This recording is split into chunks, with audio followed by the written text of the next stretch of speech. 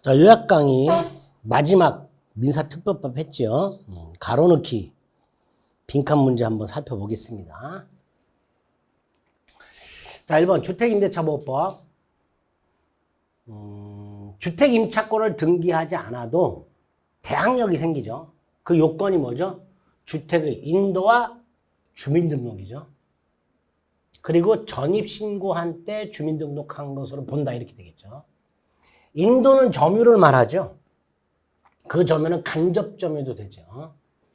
그런 것도 생각하시면 돼요. 자, 다음날 0시부터죠. 대항력이 생깁니다. 이번 주택임차인은 임차권 등기명령 신청과 그에 따른 등기 관련 비용 누구에게 청구할 수 있죠? 임대인이죠. 자, 임차권 등기명령은 임대차가 종료됐음에도 불구하고 보증금을 반환받지 못한 임차인이 주택소재지 관할 지방법원에 신청하죠. 기각결정에는 항고할 수 있고요. 인용결정하면 법원이 등기소에 촉탁을 하죠. 임차권 등기가 되면 대항력 및 우선변제권을 취득하거나 기존 대항력 및 우선변제권을 유지 존속한 채 전출하더라도 대항력권을 상실하더라도 대항력과 우선변제권은 상실하지 않게 됩니다. 그 임차권 등기명령 제도죠.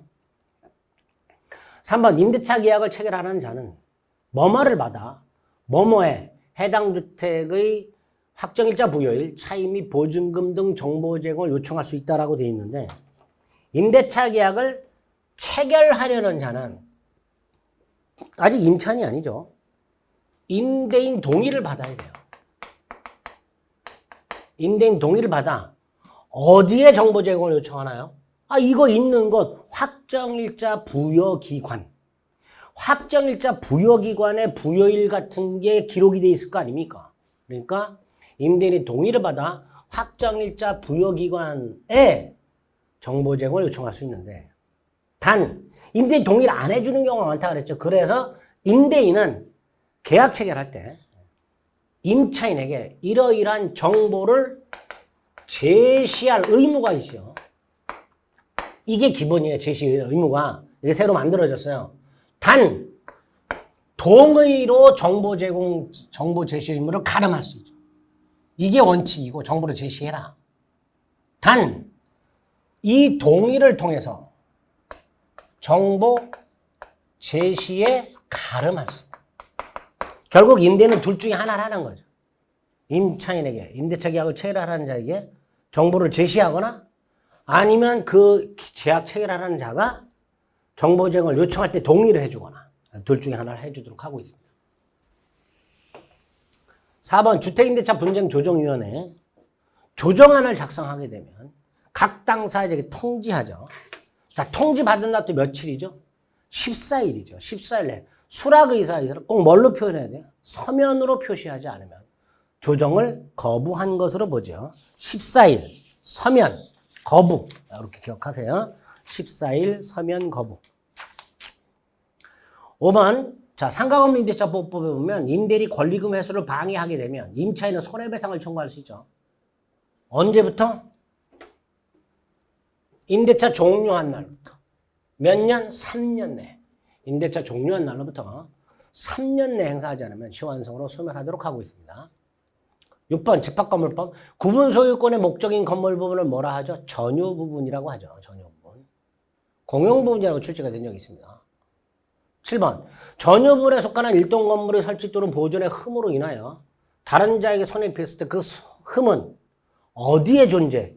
공용 부분에 존재하는 걸로 추정. 제가 두 개 기억하자 그랬죠? 공용 부분 추정 기억하자 그랬죠.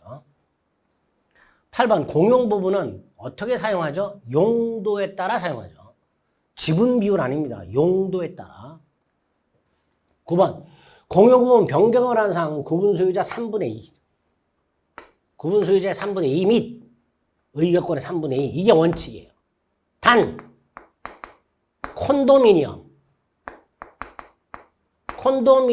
공용 부분 변경은 과반수죠. 이 첫째고요. 그 다음에 공용 부분 변경 중에서 권리 변동을 일으키는 변경. 구분 소유권 및 대지 사용권의 내용과 범위의 변동을 일으키는 공용부분의 변경. 뭘 말한다 그랬죠? 리모델링. 이 변경은 5분의 4 찬성. 재건축하고 똑같은 거 5분의 4. 단 콘도미니엄의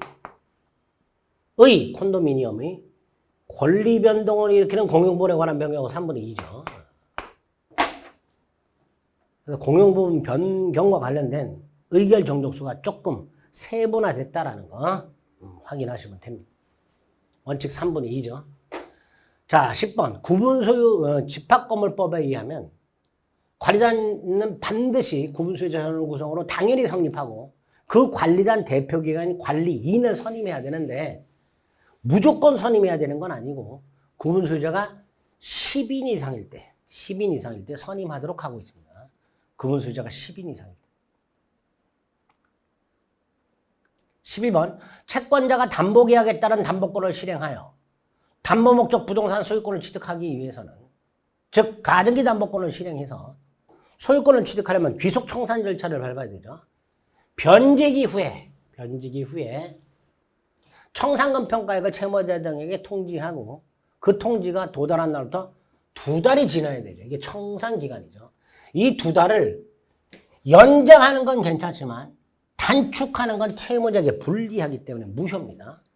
청산기간 2개월은 편면적 강행규정입니다. 12번 채무자는 괜찮지만 채권자는 자기가 통지한 청산금 액수를 다툴 수 없다죠. 없다. 13번 채무자 등은 청산금을 변제받을 때까지 돈을 갚고 가등기나 소유권 등기 맞소를 청구할 수 있어. 단 안 되는 경우가 2가지죠. 변제기 경과 후 10년이 지나거나 선의의 제3자가 목적 부동산의 소유권을 취득했을 때는 그러하지 아니하다. 즉 변제하고 말소 따위로 청구할 수는 없다. 13번 변제기 경과 후 10년 경과 선의의 제3자의 소유권 취득을 되죠. 14번 누구 명의로 누구가 보유한 부동산에 관한 물건을 등기한 경우 탈법 목적이 없을 때 부동산 실명법이 금지하는 명의상 약정에 해당하지 않는다. 3가지가 있죠. 탈법 목적이 없을 때 허용되는 거. 종원 명의로 종중 부동산을 명의 시작한 경우 법률은 배우자 명의로 타방 배우자의 부동산을 명의 시작한 경우 그 다음 종교 단체 명의로 그 산하 조직이 보유한 부동산을 명의 시작하는 경우 3가지가 있고요. 특히 이렇게 되어 있는 거는 종교 단체의 명의로 그 산하 조직이 부동산, 소유 보유한 부동산에 관한 등기 경우 이렇게 되어 있습니다. 14번 15번 3자간 등기 명의시탁 명의상 약정은 무조건 무효죠. 근데 3자간 명의시탁은 신탁자와 수탁자가 명의상 약정을 하고요. 신탁자가 매수인으로서 매도인과 매매계약을 하고요. 매도인에게 부탁해서 수탁자 앞으로 바로 등기를 이전하는 게 3자간 등기 명의시탁이죠.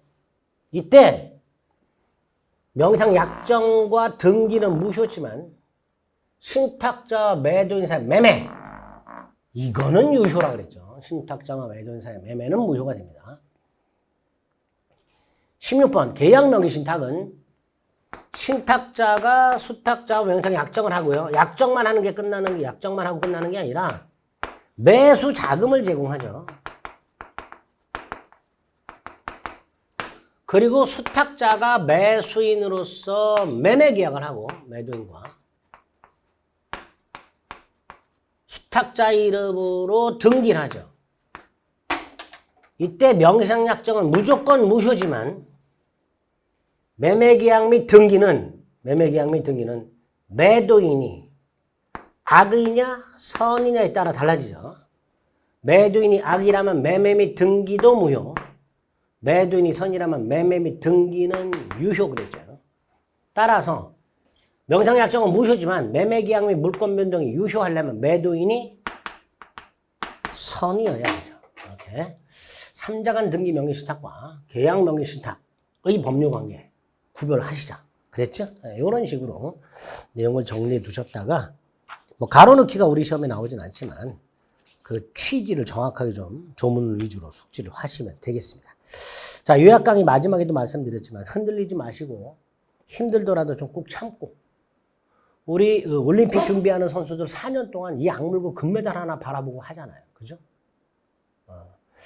최근에 가끔 슬럼프 빠졌다고 하시는 분들이 계시는데요. 슬럼프는요.